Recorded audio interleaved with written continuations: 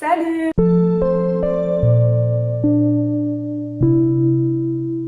Bienvenue, j'espère que vous allez bien. Aujourd'hui vidéo éco-lifestyle. Après ma vidéo dressing to version minimaliste, j'avais juste envie de vous montrer les achats que l'on peut faire et les habitudes que l'on peut changer dans la cuisine pour avoir un mode de consommation plus éco-friendly et plus durable. Après par contre, je suis pas une experte quoi. Si ce genre de vidéo vous plaît, je vous invite à vous abonner et c'est parti pour mes 10 tips éco dans la cuisine.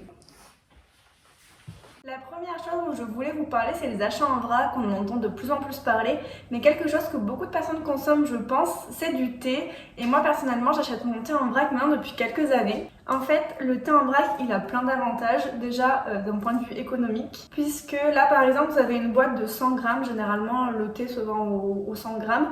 Et les 100 grammes, ça coûte entre 6 et 9 euros, ça va dépendre du thé que vous choisissez. Et moi, les 100 grammes, ça me tient environ 1 mois et demi, sachant que je bois 2 à 3 thés par jour. C'est peut-être un petit peu trop, mais j'aime trop ça. Ensuite, ce qui est bien avec le thé en vrac, c'est que ça limite vraiment les emballages, enfin les suremballages en tout cas, parce qu'au supermarché, vous avez le thé qui est dans un sachet, qui est emballé dans un carton, avec un petit bout de carton au bout du sachet pour pas qu'il tombe au fond de la tasse.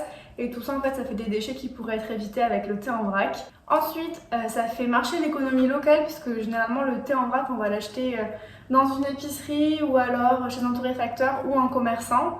Et puis en plus de ça, c'est tellement meilleur. Du coup, quand on achète du thé en vrac, il faut pouvoir le faire infuser et pour ça, vous avez à disposition, enfin vous pouvez acheter tout simplement des infuseurs à thé. Les miens, ils sont comme ceci, en fait, vous avez juste à les poser au bord de la tasse et c'est un achat hyper utile parce que déjà c'est un achat durable que vous allez garder longtemps, ça doit faire, je sais pas, 2 ou 3 ans que je les ai ceux-là. Et puis c'est réutilisable, vous avez juste à les rincer, les laver, à les réutiliser.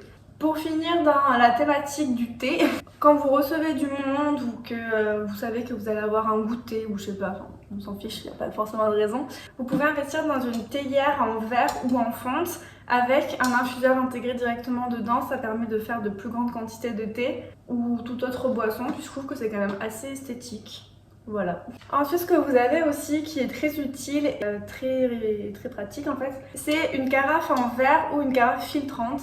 Sachant que la carafe en verre peut servir en carafe filtrante, vous savez, vous avez juste à mettre du charbon à l'intérieur. En fait, ça permet tout simplement de boire l'eau du robinet et d'éviter d'acheter des bouteilles en plastique. Donc ça fait une économie déjà d'argent, ça évite d'acheter des bouteilles. Et puis ça pollue beaucoup moins parce qu'on évite la production de bouteilles en plastique. Et puis une bouteille en plastique, je trouve pas spécialement ça esthétique. Après, cette carafe filtrante, elle est pas non plus folle, mais je trouve qu'elle fait son taf. Il faut juste changer le charbon une fois par mois. C'est pas les meilleurs, elles sont en plastique, etc. Mais c'est mieux que rien et ça permet quand même de boire l'eau du robinet et d'éviter d'acheter des bouteilles en plastique. Et pour la carafe, si vous aimez le thé glacé ou préparer des boissons vous-même, vous pouvez directement les conserver à l'intérieur ou les faire infuser dedans. Et pareil, je trouve ça vachement joli. Après, libre à chacun. Ce qui peut être bien aussi à avoir, c'est, vous savez, les pailles en bambou ou en inox. J'ai les deux, mais je sais pas où j'ai les pailles en inox, elles doivent pas être bien loin. Elles sont réutilisables, donc ça évite d'acheter des pailles en plastique. Quand on voit l'impact qu'ont les pailles en plastique dans l'océan, c'est assez triste. Ça vous permet de les réutiliser avec des amis, quand ils viennent boire des verres, quand vos enfants prennent le goûter. Et vous pouvez les emporter avec vous dans votre sac en ville si vous allez boire un verre ou sortir tout simplement. Ça va bientôt faire 1 an aussi que j'ai investi dans une gourde isotherme. Ce que j'aimerais avoir, c'est un thermos aussi, puisque quand vous partez en déplacement, c'est toujours pratique d'avoir une gourde pour l'eau et un thermos pour du chaud, par exemple du thé. Ou alors sinon je vais utiliser un gobelet réutilisable, vous savez les gobelets avec une petite paille, pour être sûr en fait de boire la quantité d'eau qu'il me faut dans la journée. Là une nouvelle fois, ça évite d'acheter des bouteilles en plastique, c'est économique, pratique et je trouve ça quand même assez esthétique en plus. 8e objet, chose qui est intéressante à avoir dans la cuisine, c'est des serviettes en tissu. Je les trouve tellement jolies en plus. Là j'ai une belle idée, c'est que j'ai décidé de les faire moi-même à la machine à coudre, sauf que je n'arrive pas à régler la tension de mon fil. Donc pour l'instant les serviettes sont à l'état de découpe. Voilà. Mais il y a de l'idée, il y a quand même un geste un peu éco associé à ça. Ça évite d'acheter des serviettes en papier qu'on va utiliser qu'une seule fois puis jeter à la poubelle. Et puis je trouve que quand on reçoit quelqu'un, des invités, des amis, c'est toujours beaucoup plus joli d'avoir une serviette en tissu.